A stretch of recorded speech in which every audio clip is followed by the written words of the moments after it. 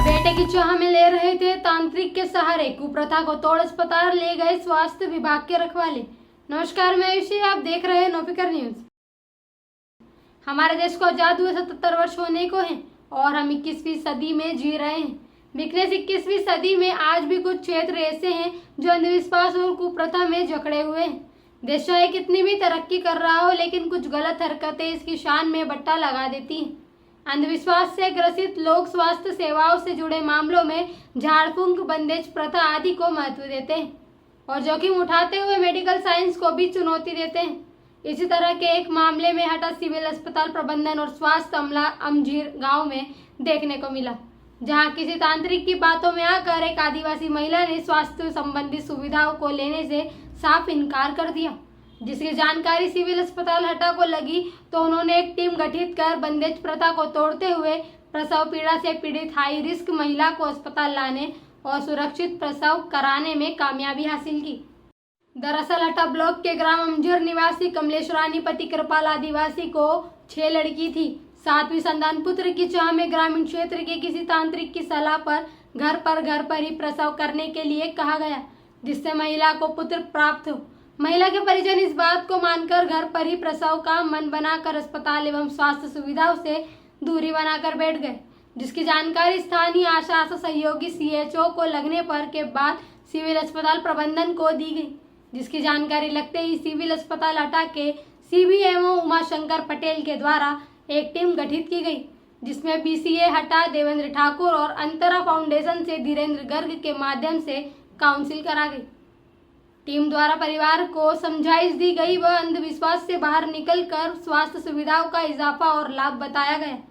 महिला के परिजन टीम से सहमत हुए और अंधविश्वास से निकले और जिला अस्पताल में प्रसव कराने पहुंचे। अंधविश्वास के कारण परिजनों द्वारा महिला के बाहर निकलने पर रोक लगाई गई थी, जिस वजह से महिला कमजोर पड़ चुकी थी। जब महिला की ब्लड जांच की गई तो महज 3-4 ग्राम ही ब्लड निकला, जो प्रसव के दौरान जच्चा बच्चा दोनों के लिए खतरा था। इनका कहना है कि महिला 6 लड़कियों को जन्म दे चुकी थी। महिला के परिजनों द्वारा अगली संतान लड़का हो, इस उद्देश्य से कुछ बंदेज झाड़ फूंक कराई गई थी। उनका मानना था कि महिला का अगर प्रसव घर पर होगा तो लड़का होगा, जिसकी जानकारी वरिष्ठ अधिकारियों को दी गई थी। मामला सामने आने के बाद BCM हटा देवेंद्र ठाकुर और अंतरा फाउंडेशन से धीरेन्द्र गर्ग के माध्यम से काउंसिल कराई गई। टीम द्वारा परिवार को अंधविश्वास से बाहर निकालकर स्वास्थ्य सुविधाओं का इजाफा और लाभ बताया गया। महिला के परिजन टीम से सहमत हुए और अंधविश्वास से निकले और जिला अस्पताल में प्रसव कराने पहुंचे। संवाददाता राहुल नामदेव के साथ मैं आयुषी, नौफिकर न्यूज, मध्य प्रदेश।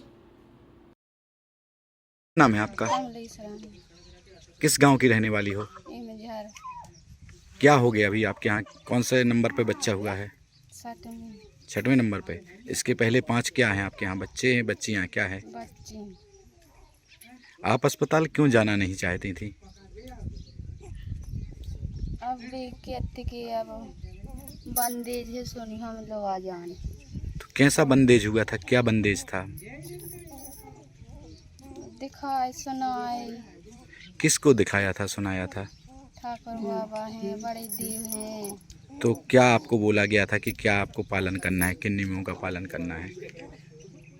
और फिर भाव फिर जो सब कहते हम नहीं उतर जाने। तो आपको ऐसा बोला गया था कि घर पे आपको बच्चा कराना तो बच्चा हो जाएगा, ऐसा बोला गया था? फिर आपके पास कौन आया था? अस्पताल कैसे पहुंची फिर आप? लोग आ गए, फिर चले गए। कौन ले गया था आपको हॉस्पिटल? दीदी। विगत दिनांक 21 तारीख को दिन रविवार था। मरीजों की सेक्टर समीक्षा बैठक चल रही थी।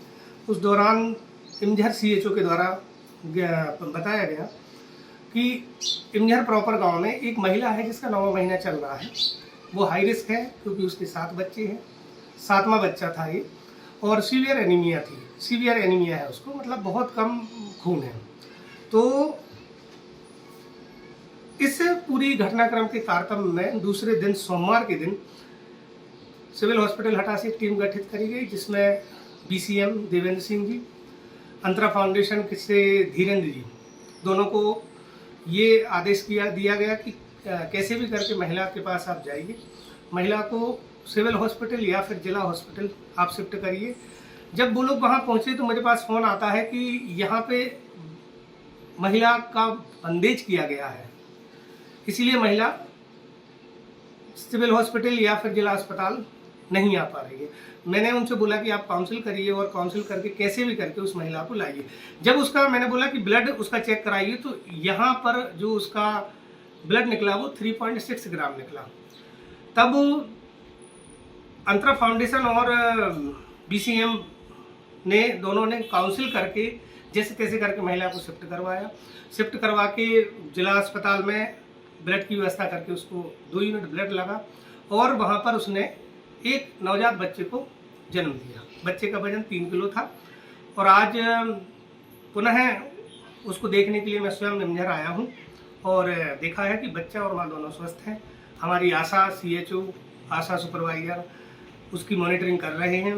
ये इसमें सबसे बड़ी बात ये है कि स्वास्थ्य विभाग का तो काम था, लेकिन जो यहाँ पे बंदेज प्रथा है जिसमें महिला को घर पे रहने की सलाह दी जाती है, बाहर नहीं निकलती है, स्वास्थ्य सुविधाओं का अभाव होता है, तो सबसे बड़ा जो पूरे सर्कमस्टांसेस में हिट हुआ है वो हुआ है बंदेज प्रथा। तो इसमें ये निर्णय लिया गया है कि इमझर मड़ियादो जो आदिवासी अंचल एरिया है वहाँ पर बैठक करके इस रूढ़िवादी प्रथा को भंग किया जाएगा और ये हमारे लिए बहुत बड़ा एग्जाम्पल है जो इस महिला के साथ सारा घटनाक्रम हुआ है। महिला का नाम कमलेश रानी, पति का नाम कृपाल था, जिसका 8वां पारा चल रहा था महिला का, मतलब 7वां बच्चा था महिला का, तो वो हाई रिस्क में थी और इनका मतलब मिथ था कि ये मतलब महिला को कहीं भी लेके नहीं जाएंगे, बंदेज किया है, हम लड़का होगा इसलिए हम कहीं नहीं लेके जाएंगे महिला को।